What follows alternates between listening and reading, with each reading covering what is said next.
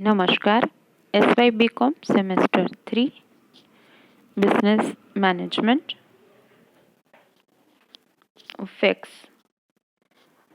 Fax એટલે કે બે યંત્રો વચ્ચે ડોક્યુમેન્ટનું પ્રસારણ એટલે કે આપલે થાય છે. તો કોઈ પણ પ્રકારના ડોક્યુમેન્ટ છે, પત્ર છે, દસ્તાવેજ, ઇમેજ, એ બધી વસ્તુની આપલે થઈ શકે.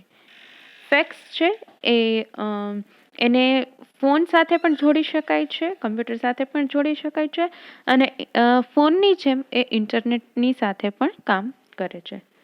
તો આ જે તમને દેખાઈ રહ્યું છે સ્ક્રીન ઉપર, એ ફેક્સ મશીન છે કે જે ફોન સાથે જોડાયેલું છે. હવે જે ફેક્સ છે એ નેટવર્કથી કે તો કાં એને ફોન જોઈએ અથવા તો એને ઇન્ટરનેટ જોઈએ, એ કોઈકથી જોડાયેલું હોય. હવે જે ફેક્સ છે એ દરેક ફેક્સ મશીન જ્યારે પણ એને ખરીદવામાં આવે ત્યારે એના પ્રોવાઈડર દ્વારા એને દરેક ફેક્સ મશીનને એક અલગ નંબર આપવામાં આવે છે. જેમ કે આપણે ફોન કરવો હોય તો એના માટે ફોન નંબર હોય, તો તમારે જે વ્યક્તિને ફોન કરવો હોય તો એ ફોન નંબર ડાયલ કરવો પડે. એવી જ રીતે જ્યારે પણ ફેક્સ કરવાનો હોય ત્યારે એ જે ફેક્સ માટેનો નંબર આપેલો હોય એની આઈડી કહેવાય. તો એ ફેક્સ નંબરથી એ કોઈ પણ પર્ટિક્યુલર ફેક્સ કરી શકાય. હવે ફેક્સ છે એ બે યંત્રોને જોડેલું હોય, બંને બાજુ એ ફેક્સ મશીન હોવા આવશ્યક છે. જે આપનાર છે એની પાસે પણ હોવું જોઈએ અને દસ્તાવેજ મેળવનાર પાસે પણ ફેક્સ મશીન હોવું જોઈએ. એટલે કે એ રિસીવર અને સેન્ડર બંને પાસે એ હોવા જરૂરી છે.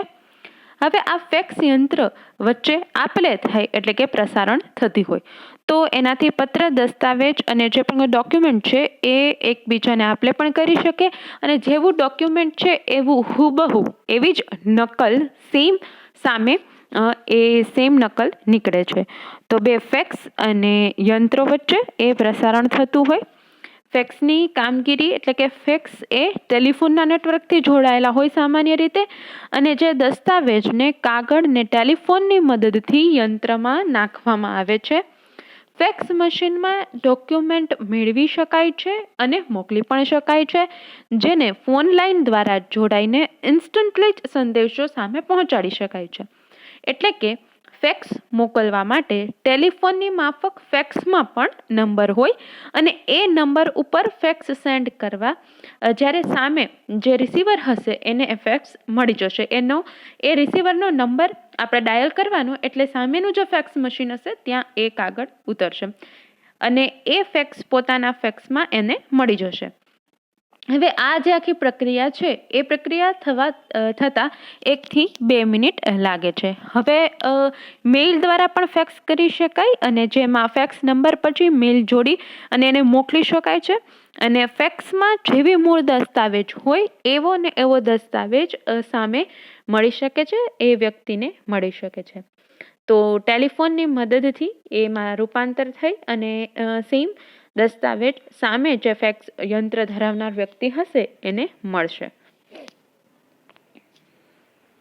તો અત્યારે જે આધુનિક ટેકનોલોજીનો વિકાસ થયો છે એમાં ફેક્સ છે એના દ્વારા જે ડોક્યુમેન્ટ છે એને કોઈ વ્યક્તિએ પર્સનલ જવાની કે કુરિયર કરવાની જરૂર પડતી નથી, એને ટપાલ દ્વારા મોકલવાની જરૂર પડતી નથી. માત્ર આ ફેક્સમાં એ અહીંયાથી મોકલવામાં આવે એટલે સ્કેન થઈ જાય અને સામેના એ જે ફેક્સ યંત્ર હશે, જે જગ્યાએ મોકલવાનું હશે એ જગ્યાના ફેક્સમાં એ ફેક્સ યંત્ર ઉપર એ સ્કેન જેવું તમારી પાસે ડોક્યુમેન્ટ છે એવું જ સામે પણ મળશે.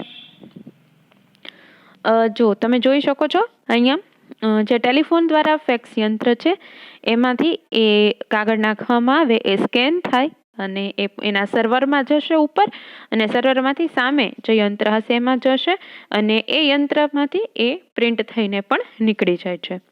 તો બંને બાજુ ફેક્સ મશીન હોવા આવશ્યક છે. જે મુજબ આપણે વાત કરી તમે જોઈ શકો છો, મોકલનાર પાસે પણ છે, મેળવનાર પાસે પણ છે, અને એક જગ્યાએથી જ્યારે ફેક્સ કરવામાં આવે, નંબર ડાયલ કરવામાં આવે, સામેના વ્યક્તિને એ મળી જાય છે. વર્લ્ડ વાઇડ હોય કોઈ પણ જગ્યાએ એ મળી શકે, જ્યાં ફોનનું ટાવર આવતું હોય અથવા તો ફોનનો ઉપયોગ થતો હોય, ફોનનો કેબલ હોય ત્યાં આ શક્ય બની શકે. તો આ આપણે ફેક્સ મશીન જોયું, ડોક્યુમેન્ટ જેમાં એક જગ્યાએથી બીજી જગ્યાએ ફેક્સ કરવામાં આવે, ફેક્સ મોકલવામાં આવે, અને એ પણ ટેલિફોનની માફક જ એ કામ કરે છે. ફેક્સ ટેલિફોનમાં વાત થઈ શકે, ફેક્સમાં એનો પોતાનો નંબર હોય અને એમાં તમે ડોક્યુમેન્ટ કે ઇમેજ જેવી તમારી પાસે હોય એવી જ સામેના વ્યક્તિને મોકલી શકો. તો આ ફેક્સ જે ટેલિફોનના માધ્યમથી જોડાયેલું હોય છે. Thank you.